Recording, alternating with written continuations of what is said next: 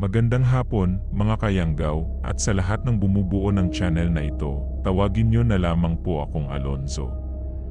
Ako ay 58 taong gulang na, at kasalukuyang naninirahan sa poblasyon, isang tahimik na nayon sa parteng Kabikolan. Ang kwentong ibabahagi ko sa inyo ngayon ay hango sa tunay na pangyayari. Ito ay karanasan ko noong kabataan ko, at may kinalaman sa mga nilalang na tinatawag na aswang. Hindi ko na ito patatagalin pa. Simulan na natin.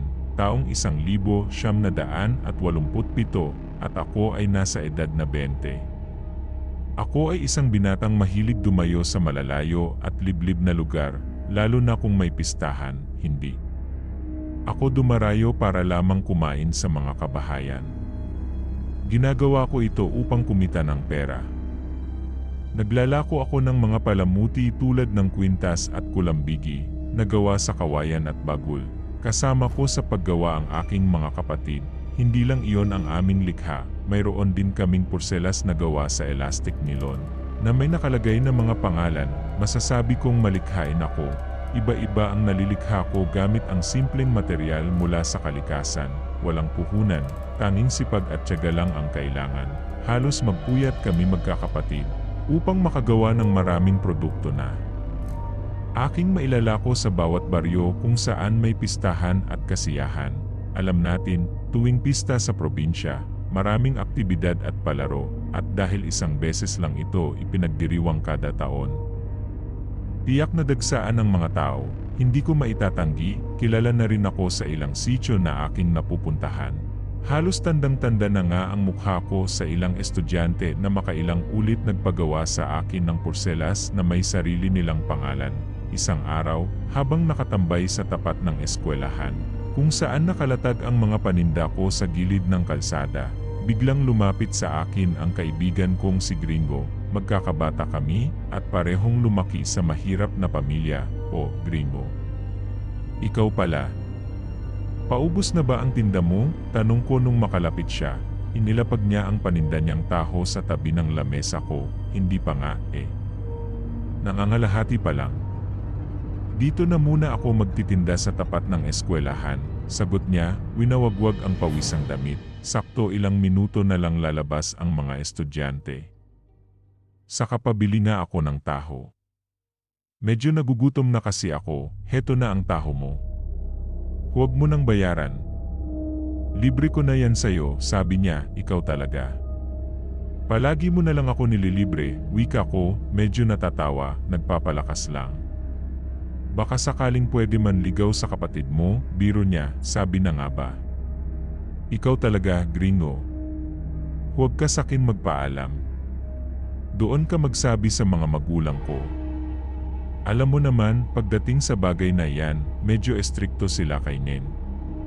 Lalo na't nag-aaral pa ito, si Nen, ang aking kapatid, ay sumusunod sa akin sa paggawa ng mga palamuti. Tuwing Sabado at Linggo ay babad ito sa paggawa ng kwintas at porselas. Minsan, nagpupuyat kami para lamang marami ang gawa. Ang kaibigan kong si Ben, matagal nang may pagtingin sa kapatid ko, ngunit bilang panganay, hindi ko pwedeng payagan na ligawan nito si Neng. Malaki ang pangarap niya na makapagtapos ng pag-aaral, at tutulungan ko siya na maabot ito. Kaya nga nagsusumikap akong magbenta, upang matustusan ang gastusin sa paaralan. Hindi lang si Nen ang masigasig, pati ang iba ko pang kapatid ay mahusay at masipag sa eskwela. Pati na rin ang iba ko pang kapatid. Gayunpaman, batid ko na dinadaan lang sa biro ni Gringo ang panliligaw niya sa aking kapatid.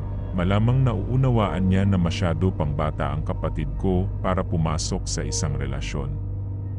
Hindi ko matitiis na masira ang kinabukasan niya.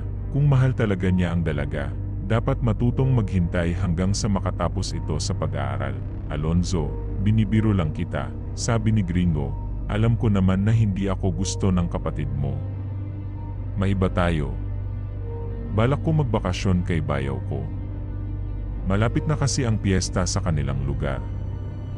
Siguro mahigit 1 linggo ako magbabakasyon doon. Sinong bayaw? Ang asawa ba ni Ate Maymay? Tanong ko. Siya nga. Ano, gusto mo bang sumama? Sa makalawang araw na kasi ang alis ko, medyo malayo kasi ang bahay ng bayaw mo. At saka, may narinig akong bulong-bulungan na marami raw doon aswang, aswang. Ano ka ba naman, Alonzo? Kahit saang lugar may aswang. Saka yung nabalitan mo sigurong pugad ng mga aswang ay nasa kabilang baryo.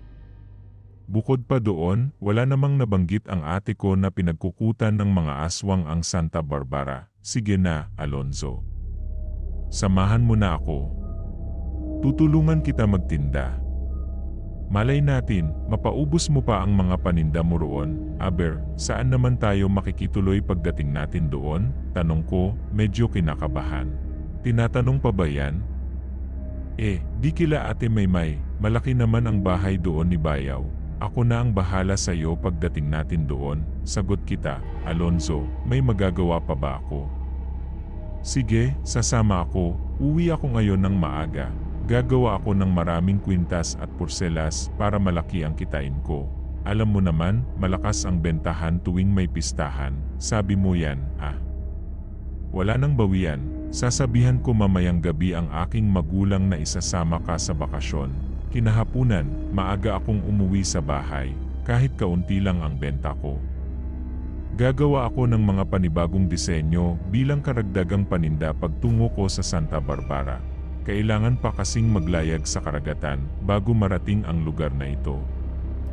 Nagtataka ang aking mga magulang kung bakit nagkukumahog akong ihanda ang mga material sa paggawa ng palamuti, nang sabihin ko na isasama ako ng aking kaibigang si Gringo sa bakasyon ng 1 linggo sa lugar ng bayaw niya. Tila nabigla ang mga ito. Delikado raw umano sa baryong iyon, lalo't nasa kalagitnaan ng isla. Mapanganib daw dumayo sa hindi kilalang lugar. Mismong ang mga magulang ni Gringo ang nagsabi na marami raw doon aswang, kaya bihira lang nilang bisitahin ang anak. Hindi rin daw sila pabor sa napangasawa ni Ate Maymay, si Kuya Ignacio. Nagawa lang nilang tanggapin ito nung aksidenteng malagyan ng laman ang tiyan ng dalaga. Wala silang nagawa kundi tanggapin ito alang-alang sa bata.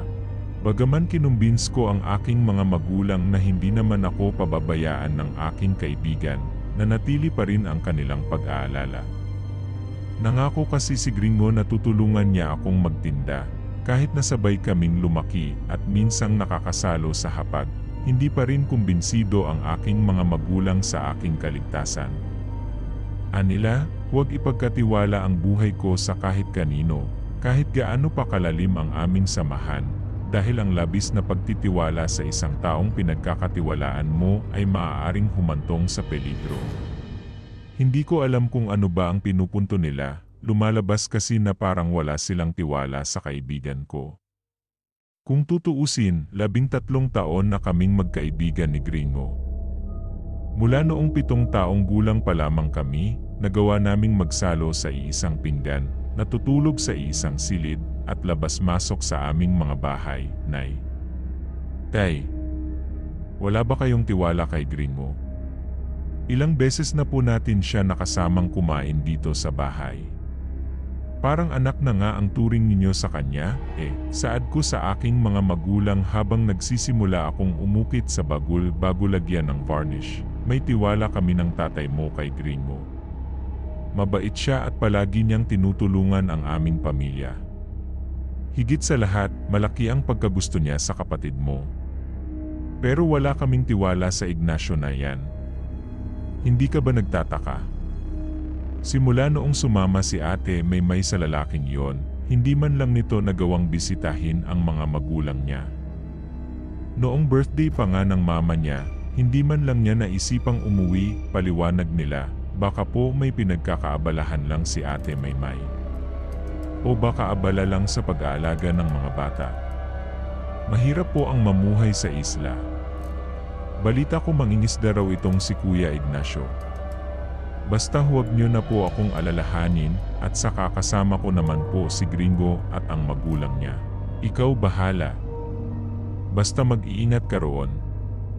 Tutulungan ka na rin namin ng tatay mo sa paggawa ng mga kwintas at porselas. Sabi nila, sa halip na paghimasukan ang buhay ng mga taong hindi naman dapat pag-usapan, nagtulungan na lamang kami sa paggawa ng mga palamuti.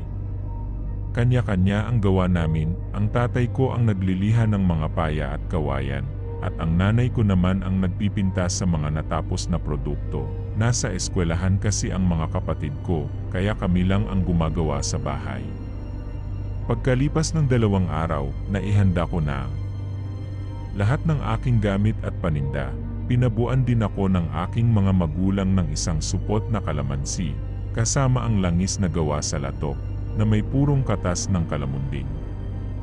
Sabi nila, mabisa ito laban sa mga aswang, isang panlaban sa anumang panganib na maaaring dumating sa amin sa Santa Barbara. Pagkarating ko sa bahay nila Gringo, nakahanda na ang aming pag-alis. Nakasampa na sa bangka na pagmamay-ari mismo ni Tio Salvador ang aming mga gamit.